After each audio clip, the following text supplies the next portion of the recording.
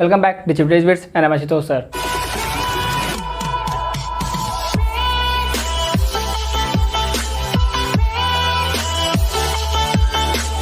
इस चैनल पे ये तीसरी पोएम होने वाली। इससे पहले मैंने आपको हंगर पढ़ाई थी जो कि हंगर लिखा था जयंत महापात्रा ने। उससे पहले फिर हमने लक्ष्मण पढ़ाई थी, लक्ष्मण लिखी थी कमला दास जी ने।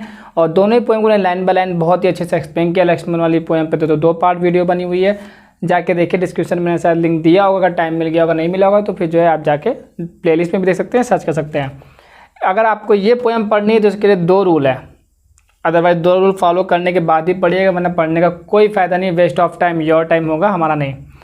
आपको क्या करना है, पहली चीज़ आपके पास ईयरफोन होनी चाहिए, या फिर आप अकेले हो कोई ना कमरे में तो आप बिना ईयरफोन के चला सकते हैं। दूसरी चीज़ आपके पास पोएम होनी चाहिए। पोएम बहुत छोटी है, ज़्यादा बड़ी लाइन की नहीं है, 2 ही स्टैंजा है। मैंने डिस्क्रिप्शन में पोएम दिया हुआ है, चाहे आप वहाँ से लिख लीजिए, ठीक है। पोएम होना बहुत ज़रूरी है, तभी आप आगे पढ़िएगा, ठीक है। यहाँ पोएम आपको दिखाई देती भी रहेगी जो हम पढ़ते रहेंगे, फिर भी आपके पास पोएम जरूर होना चाहिए और पेंसिल होना चाहिए। Is that clear? चलिए, हम यहाँ समरी नहीं पढ़ाते, हम लोग लाइन बाय लाइन समझेंगे और आपको ये समझाते चलेंगे कि पढ़ा कैसे जाता है। फर्स्ट स्टैंजा स्टार्ट करते हैं। Not branchless as the fair tree. Not branchless यानी ब्रांचलेस मतलब क्या होगा, जिसमें ब्रांच ना हो, उससे पहले नॉट लगा है यानी ब्रांच है उसमें। जैसे कि नॉट हैप्पी मतलब क्या होता है, वो खुश नहीं है। नॉट अनहैप्पी मतलब क्या होगा, वो खुश है। ये कुछ मतलब कन्फ्यूजन पैदा करता है। इस तरह के 2 वर्ड जो है, एक नेगेटिव है ऑलरेडी और उससे पहले भी एक और नेगेटिव लगा दिया तो वो नेगेटिव पॉजिटिव हो जाता है। जैसे अनहैप्पी के पहले का नॉट लगा दोगे तो वो हैप्पी बन जाएगा, ठीक है। क्लियर हो गया? नॉट ब्रांचलेस यानी इसमें ब्रांचेस हैं, ठीक। As the fair tree, as यानी सिमली, ठीक है। फिगर ऑफ स्पीच क्या है, सिमली। एज या लाइक जो आता है वहाँ पे सिमली होता है। एज द फेयर ट्री, अगर हम एक जगह फेयर ट्री लेते हैं और एक जगह हम एंग्जाइटी लेते हैं, तो फियर का ट्री यानी डर का जो पेड़ होता है और जो घबराहट का पेड़ होता है, दोनों में सिमिलैरिटी क्या होती है कि इसके पास भी टहनियाँ ब्रांचेस होती हैं, इसके पास भी टहनियाँ ब्रांचेस होती हैं, ठीक है। लेकिन ये रियलिटी ज़्यादा इसमें है। ये आप इसकी पिक्चर देखोगे अगर तो ज़्यादा एकदम क्लियर दिखाई देगी। ये थोड़ी फेड है, ये संभावना है, ये हो भी सकती है, नहीं भी हो सकती है। एंजाइटी, घबराहट, किसी चीज़ के को करने से पहले हमें घबराहट होती है। हमने कभी पानी में नहीं तैरा है और हम ऊपर खड़े हैं तो हमें घबराहट होगी, बहुत घबराहट होगी। जब चढ़ने भी ऊपर जाओगे तो भी घबराहट फेस करोगे। लेकिन एक बार अगर वहाँ पे आप कूद गए और आपके साथ कोई हादसा हो गया, मरते मरते बचे, फिर आप जीवन भर घबराओगे नहीं, जीवन भर डरोगे क्योंकि डर रियलिटी होती है। समझ में आ गया आपको ये sentence? Not branchless as the fair tree, दोनों में सिमिलैरिटी है कि दोनों के पास ब्रांचेस हैं। इट हैज़ नेकेड रूट्स, जो हमारी एंजाइटी है, जो हमारी घबराहट है, उसके पास नेकेड रूट्स। नेकेड मतलब होता है जो दिख रहा होता है, ठीक है, प्रत्यक्ष हो, जिसे नंगा भी कहते हैं, लेकिन यहाँ पे प्रत्यक्ष है। इट हैज़ नेकेड रूट, देखे सकते हैं एंजाइटी या घबराहट होने की वजह होती है। एंड सीक्रेट ट्विक्स, अब देखिए यहाँ पे सीक्रेट ट्विक्स का क्या मतलब क्या था, क्यों रामानुजन सर ने यहाँ पे ट्विक्स के पहले सीक्रेट लिखा, क्या वजह थी? देखिए, ट्विग मतलब होता है टहनी, तो ब्रांच मतलब क्या होता है। एक हम आपको 4 स्टेप्स बताते हैं जो कि पेड़ों में या प्लांट में होता है, इसमें लकड़ी की मात्रा के हिसाब से बता रहे हैं आपको, ठीक है, अमाउंट ऑफ वुड के हिसाब से बता रहा हूँ। तो सबसे बड़े सबसे छोटा चलेंगे, तो सबसे ज़्यादा जिसमें लकड़ी होती है उसे कहते हैं ट्रंक। वो जो पार्ट होता है लकड़ी का उसे ट्रंक कहते हैं, जिसमें सबसे ज़्यादा लकड़ी होती है। उसके ऊपर होता है बाव, BOUGH, बाव, बो नहीं है, बाव, ठीक है। उससे ऊपर यानी उससे कम लकड़ी उसमें ब्रांच, ब्रांच से भी कम लकड़ी किसमें होती है, ट्विग। समझ में आ गया आपको? अब ये समझ में आ रही है, अब आप कोई चीज़ समझ में आ गई। अब यहाँ पे ट्विग की बात की गई है एंजाइटी के लिए, मतलब जो घबराहट की, जो एंजाइटी की जो ब्रांचेस है वो फियर के ब्रांचेस के हिसाब से नहीं है। फियर के ब्रांचेस बड़े हैं, यहाँ पे एंजाइटी के जो ब्रांचेस है वो ट्विग हैं, छोटे छोटे छोटे छोटे ब्रांचेस है। जो कहते हैं ब्रांचेस में भी ब्रांचेस जो निकलती हैं छोटी छोटी, उसे ट्विग कहा जाता है। क्लियर हो गया? तो कहीं ना कहीं कंपैरिजन करते समय ये मिल रहा है कि जो एंजाइटी है उसकी रीजंस बहुत छोटे हैं, रियलिटी से बहुत दूर है, संभावना प्रतीत होते हैं वो, ठीक है। समझ में आ रहा है आपको? सीक्रेट ट्विक्स का मतलब छुपे हुए ट्विक्स, यानी छोटे छोटे हो भी सकते हैं, नहीं भी हो सकते हैं। अब यहाँ थर्ड लाइन डिस्टर्ब कर दी, नॉट ज्योमेट्रिक एज। अब देखिए जो पोयम का पूरा थीम है वो क्या है, एंजाइटी को समझाना। पूरा पोयम का थीम क्या है कि एंजाइटी को पोएट किसी तरह से समझा पाए। पोएट ट्राई कर रहा है एंजाइटी को रीडर्स को समझाने के लिए, बट थर्ड इसकी जो लाइन है उसी में वो कहता है कि जो कहने वाला वो बता रहा हूँ मैं, क्या कह रहा है वो, नॉट ज्योमेट्रिक। जो एंजाइटी है वो ज्योमेट्रिक नहीं है। आपको पता है स्क्वायर का मतलब स्क्वायर ही होता है, स्क्वायर का मतलब रेक्टेंगल नहीं होता, और रेक्टेंगल मतलब रेक्टेंगल ही होता है, ट्रायंगल मतलब ट्रायंगल होता है। मतलब सब they all have a distinct characteristics, you can't merge them. आप ट्रायंगल को जो है रेक्टेंगल नहीं बना सकते, आप रेक्टेंगल को स्क्वायर नहीं बना सकते। आप रेक्टेंगल है तो रेक्टेंगल ही रहेगा। हाँ वो कट्टम कुट्टा वो आप बात अलग है, हम ज्योमेट्री के नेम्स की बात कर रहे हैं, ठीक है। तो यहाँ पे कह रहा है कि वो है ज्योमेट्री, जो फिगर्स हैं वो एक्चुअल में है, आप उसको दर्शा सकते हो, दिखा सकते हो, बट ये जो एंग्जाइटी है वो नॉट ज्योमेट्रिक है। और किस तरीके से नॉट ज्योमेट्रिक है, अब आते हैं मैथ इक्वेशन पे। एक ऐसा उन्होंने जो इक्वेशन लिया कि not geometric as the parabolas of hope, it has loose ends with a knot at the top, that's me. देखिए ये जो 1 2 3 4 ये जो 4 लाइन है, दैट्स मी तो बहुत छोटा है, ये जो 4 लाइन उन्होंने लगातार लिखी, ये अच्छे रीडर्स की बैन कर सकते हैं और वो पता नहीं कहाँ चले जाएंगे, उनको पता नहीं चलेगा। देखिए ये एक फिगर है जो आपको ये समझाएगा कि what is a parabola of equation, ठीक है। पैराबोला ऑफ इक्वेशन क्या होती है, एक एक्स एक्सिस होता है, एक वाई एक्सिस होता है, ठीक है। डायरेक्ट्रिक्स के परपेंडिकुलर जो है हमारी वाई एक्सिस होगी, डायरेक्ट्रिक्स के परपेंडिकुलर, हाँ डायरेक्ट्रिक्स के परपेंडिकुलर होनी चाहिए, जिसे फोकस कह सकते हैं उसको हम लोग, जहाँ से फोकस आएगा, ठीक है। ये मैथ इक्वेशन है, मैथ पे है। तो जब पैराबोला इन्होंने बोला कि नॉट ज्योमेट्रिक, क्योंकि पैराबोला एक ज्योमेट्रिक फिगर नहीं है, not geometric as the parabolas. Parabola geometric figure होने के बावजूद भी अगर हम एक्स एक्सिस को होप ले लेते हैं कि एक्स एक्सिस पे होप है, आशा, ठीक है, और वाई एक्सिस पे हम ले लेते हैं अनएंडिंग नॉट, एक ऐसी गांठ जो खत्म ही ना हो, ठीक है। गांठ क्या होती है, गांठ जब 2 रस्सियों में आप गांठ बांध देते हो तो आप इस चीज़ से क्लियर हो जाते हो ना कि अब वो नहीं खुलेगी, अब आप उसको as a one rope use कर सकते हो, ठीक है, तभी तो गांठ बांधी जाती है। लेकिन अगर उसने आपने गार्ड बांधा और फिर भी वो खुल जाए, फिर गार्ड बांधे फिर भी खुल रही है, मतलब आप जो ट्राई करना चाह रहे हो उससे वो हो ही नहीं रही, सॉल्व ही नहीं हो रही है। तो अगर वाई एक्सिस पे हम जो है अनएंडिंग नॉट ले लेते हैं तो जो इक्वेशन ऑफ पैराबोला बनेगी उसी को कहा जा रहा है यहाँ पे। अब देखिए इसको कंपेयर करते हैं रियलिटी से, किससे, real equation of parabola. Equation of parabola जब बनाते हैं तो उसके पास जब बन जाती है वाई से एक्स एक्सिस पे, एक्स एक्सिस से वाई एक्सिस पे, तो फिर उसके पास एक यूनिक सोल्यूशन निकलता है, ठीक है। एक इक्वेशन ऑफ पैराबोला से एक हमें सोल्यूशन मिलता है। लेकिन वही चीज़ बोली जा रही है यहाँ पे कि पैराबोला एक ऐसा फिगर है एंजाइटी का जिसके पास पैराबोला फिगर होने के बावजूद भी सोल्यूशन नहीं है। देखिए इन्होंने बोला यहाँ पे not geometric as the parabola of hope, it has loose ends.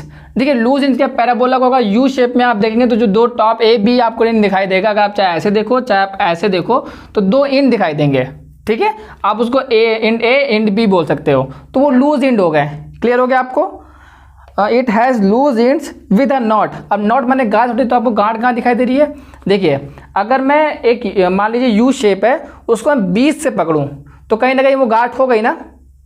अगर यू शेप, अगर आपको ऐसे है यू शेप है पैराबोला का फिगर ये है, अगर मैं उसको सेंटर से पकड़ूं तो एक गांठ समझिए उसको। वैसे ही ये देखिए इक्वेशन में जो है जहाँ पे पैराबोला इंटरसेक्ट कर सकते हैं या फिर जो आके वो मिल रहा है इक्वेशन, जब भी ओरिजिन पॉइंट बोल सकते हैं 0,0 पे, जहाँ पे मिल रहा है उसको आप गांठ समझिए, ठीक है। अब उस गांठ पे कौन बैठा है, उस गांठ पे बैठा हुआ है पोएट, दैट्स मी, टॉप पे। देखिए यहाँ से पोएट क्या दर्शाना चाह रहा है। अब आपको ये समझना पड़ेगा कि जो पोएट का जो भाई थे जो पोएट के भाई थे वो मैथमेटिशियन थे, ठीक है। जो पोएट के भाई वो मैथमेटिशियन, उनका नाम था A.K. श्रीनिवास। वो राइटर भी थे। अब यहाँ पे आपको बायोग्राफी पता होनी चाहिए कि मुझे कैसे पता चला कि मैथ इक्वेशन और ये सब होगा। कहीं ना कहीं जो है पोएट जो हमारे जो ए.के. रामानुजन है, जब वो ग्रेजुएशन करने गए थे तो उन्होंने जो है साइंस बैकग्राउंड लिया था, लेकिन अपने पापा के कहने पर उन्होंने जो है साइंस चेंज करके इंग्लिश करवा दिया। तो वो साइंस बैकग्राउंड आपको पूरा इसमें दिखाई देगा, आपको यहाँ पे साइंस भी दिखाई देगी बाद में। तो जब आपको बायोग्राफी क्लियर होती है तो कहीं ना कहीं आपको पता होता है कि पोएट के माइंड में कौन सी इंफॉर्मेशन है। ये एक पोएटिक वे में लिखी हुई लाइन कम लगती है हमको, यहाँ पे मैथ साइंस ये सब दिखाई देता है। और सच में जब मैंने देखा, फिर मैंने जाकर बायोग्राफी पढ़ी और फिर मैं अपने आप को सही पाता हूँ कि हाँ उन्होंने यही यूज़ किया है। तो not geometric as the parabolas of hope, it has loose in with the knot at the top, that's me. जो पॉइंट है ओरिजिन का 0,0 वाला, वहीं पे पोएट अपने आप को एज्यूम कर रहा है कि मैं वहाँ पे हूँ, लूज इंड्स पे, लूज इंड के बीचों बीच जहाँ पे नॉट लगी नहीं रही है। और फिर भी जो है पैराबोला ऑफ इस पैराबोला पाने के बावजूद भी, इक्वेशन ऑफ पैराबोला पाने के बावजूद भी मेरे पास कोई सोल्यूशन नहीं है। और सोल्यूशन कौन से ढूंढ रहा है? वो एंजाइटी को समझाने का तरीका ढूंढ रहा है कि एंजाइटी को हम कैसे समझा सकते हैं कि एंजाइटी क्या होती है। कोई पूछे अगर खुशी कैसी होती है तो कोई कहेगा एक बहता समंदर है ना, और बहुत तरीके से बता के अपनी खुशी को जाहिर कर सकता है, एक मेटाफर ले सकता है। लेकिन जो पोएट है हमारे वो ए.के. रामानुजन, वो कोशिश कर रहे हैं एंग्जाइटी को समझाने के लिए, वो समझा नहीं पा रहे हैं, तो अपने उस कॉन्फ्लिक्ट को दर्शा रहे हैं। आगे चलते हैं, ये पहला सेंटेंस कंप्लीट हो गया। Not wakeful in its white snake. देखिए यहाँ से क्या है, नॉट वेकफुल, आपको पता है वेकफुल का मतलब होता है जो सतर्क हो, चौकन्ना हो। अब नॉट वेकफुल यानी वो सतर्क नहीं है, वो चौकन्ना नहीं है। बात समझ में आई? In its white snake. अब देखिए ये बहुत ही लोगों को दिक्कत हुई है वाइट स्नेक का सिंबॉलिज्म समझने में। वाइट स्नेक के अगर चाइना के हिसाब से देखा जाए तो वो पॉजिटिविटी का जो है सिंबल है, और मैं अगर वाइट स्नेक दिखाऊं तो फिर स्नेक स्नेक होता है, वो वाइट हो चाहे ब्लैक हो, उसका कैरेक्टरिस्टिक है कि चीज़ों को निगलना। समझ में आ रहा है? ये कोई भी हमको मना करके दिखा दे कि वाइट स्नेक चीज़ों को निगलेगा नहीं, ऐसा हो नहीं सकता। दोनों चीज़ों में कॉमन क्या है? वाइट स्नेक और ब्लैक स्नेक में दोनों चीज़ निकलते हैं। तो यहाँ पे not wakeful in its white snake, white snake यहाँ पे ये सिंबॉलिज्म कर रहा है कि एंजाइटी जब किसी पर्सन को होती है तो वो इस चीज़ से सतर्क नहीं होता, वो इस चीज़ उसको ये बात पता ही नहीं होती कि उसका जो माइंड है, कॉन्शियस माइंड है, जो अनकॉन्शियस माइंड है, वो ख़त्म होता जा रहा है। यानी वो एक ऐसे डिप्रेशन में जाने वाला है, उसे ये बात पता ही नहीं होती। इसी को बोला लाइन में, not wakeful in its white snake. अंदर ही अंदर वाइट स्नेक उसके जो है कॉन्शियसनेस को डिवॉर कर रहा होता है। डिवॉर मतलब डिवॉर एक वर्ड होता है, उसको बोलते हैं खा जाना। समझ में आ रहा है आपको? वो अंदर ही अंदर एंजाइटी उसको डिप्रेशन बना देती है एक तरीके से, और वो अंदर अंदर उसको खा जाती है पूरी तरीके से। सच और गलत और सही समझने की जो शक्ति होती है, जो सोच होती है, वो ख़त्म हो जाती है। समझ में आ रहा है आपको? Not wakeful in its white snake, glassy wedge like the eloping gaiety of waters. समझ में आ रहा? तो अगर इस लाइन को समझे, not wakeful in its white snake, इस लाइन को अगर हम एक लाइन में बोले तो बोले कि अवेयरनेस नहीं है, उसे पता ही नहीं होता कि अंदर ही अंदर उसके साथ क्या हो रहा है। सेम चीज़ को समझाने के लिए पोएट ने सेकेंड लाइन को यूज़ किया है, वो है ग्लासी वेज। ग्लासी मतलब होता है चमकीला, चमकदार, लेकिन यहाँ पे ग्लासी का मतलब है नो अवेयरनेस। आप वर्ड सर्च करिएगा तो आपको मिलेगा कि ग्लासी का यहाँ मतलब है नो अवेयरनेस, मतलब कि उसे पता नहीं होता। ग्लासी वेज, एक होता है वे, एक होता है वेज। जब एस लग जाता है तो वहाँ मतलब होता है तौर तरीके, किस तरीके से कोई काम हो रहा है। जब WAY केवल होता है उसका मतलब होता है रास्ता, मार्ग। ठीक है, क्लियर हो गया आपको? तो ग्लासी वेज लाइक सिंपली आ रहा है, ग्लासी वेज एक ऐसे तौर तरीके से, एक ऐसे अनजाने तरीके से, समझ में आ रहा है आपको? अनजाने तरीके से, लाइक जैसे कि the eloping gaiety of waters. Eloping gaiety मतलब कि आपको समझते हैं इसको, इलोपिंग मतलब होता है सीक्रेट। क्या होता है? सीक्रेट, जो छुपा हुआ हो, ठीक, जिसका पता ना हो। गेटी मतलब होता है हैप्पीनेस, खुशी। गेटी का लोग जब बड़ी मीनिंग ढूंढेंगे ना तो बोलेंगे कि जो गेटी होता है वो किसी चीज़ को भाग जाने के बाद जो खुशी उसी है नौड़ी। तो यहाँ पे कई यूट्यूबर्स ने यहाँ पे प्रेमी को बीच में ले आया, पता नहीं कहाँ से ले आया, आई डोंट नो, कि दो प्रेमी भाग जाते हैं जो उनको खुशी मिलती है, पता नहीं क्या क्या बोला उन्होंने। यहाँ पे क्या है, इलोपिंग का मतलब होता है सीक्रेट, सी के हमें एक वर्ड का मतलब लग गया कि इलोपिंग मतलब सीक्रेट, गेटिंग मतलब होता है हैप्पीनेस, वाटर मतलब पानी। अब देखिए इन तीनों चीज़ों को आप मिलाइए और आप अपनी रियल लाइफ में झांकिए कि कब आपको सीक्रेट, इलोपिंग चुपके से, सीक्रेट, गेटी हैप्पीनेस और वाटर यानी पानी, ये तीन चीज़ें एक साथ आपसे कब होती है। और आप सिमली लगाते हुए नो अवेयरनेस का यूज़ करिए कि आपको पता ही नहीं होता ये तीन चीज़ कब होती है। हम पता है कब होती है, जब आप खुशी से बहुत ज़्यादा खुशी होती है तब आपके साथ ये जो सीन होती है, क्या है, इलोपिंग गेटी। और जब आप बहुत खुश होते हैं तो आप अनजाने में रोते हैं। ठीक है, समझ में आ रहा। रोना is a symbolism of sadness and pain. अगर सैडनेस और पेन का वो सिंबोलिज्म है, क्राइंग या टीयर, तो फिर वो खुशी का कैसे हो सकता है। ये कॉन्ट्रडिक्शन पार्ट को यहाँ समझाने के लिए स्टार्ट करते हैं। लाइट चली गई थी, होता रहता है। तो लास्ट लाइन हम पढ़ रहे थे कि glassy wedge like a eloping gate, like the eloping gaiety of waters. ठीक है, मैंने आपको समझाया कि किस तरीके से जो है आपको पता नहीं होता, लेकिन आप जब बहुत ज़्यादा खुश होते हैं तो आपके आंखों से आंसू निकलने लगते हैं। फिर मैंने आपको बताया कि कॉन्ट्रडिक्शन पार्ट है यहाँ पे ये है टीयर्स का, कि tears are symbolism to pain and suffering या फिर सैडनेस। ठीक है, लेकिन वो खुशी में क्यों आ रहा है। सेम वैसे ही आपको कॉन्ट्रडिक्शन देखने को मिलेगा ऊपर वाइट स्नेक में, कि स्नेक जो पार्ट है, वाइट स्नेक, वाइट जो वर्ड है, वो जो वाइट वर्ड स्नेक का है वो पॉजिटिविटी का है, लेकिन एट द सेम टाइम वो जो है माइंड को ख़त्म भी कर रहा है। तो अब कोई ये कहे कि भाई नहीं सब शांत हो जाएगा, सब ठीक हो जाएगा, पॉजिटिविटी भी जो है कभी कभी आपके माइंड को सोच सोच के और आप ख़राब करते हैं। तो वही वाइट स्नेक का जो कॉन्ट्रडिक्शन पार्ट हमें देखने को मिलता है यहाँ पे इलोपिंग गेटी ऑफ वाटर्स पे। तो दो लाइन सेम चीज़ को समझा रही है आपको, किस चीज़ को, कॉन्ट्रडिक्शन पार्ट को समझा रही है। ठीक है, आगे चलें हम।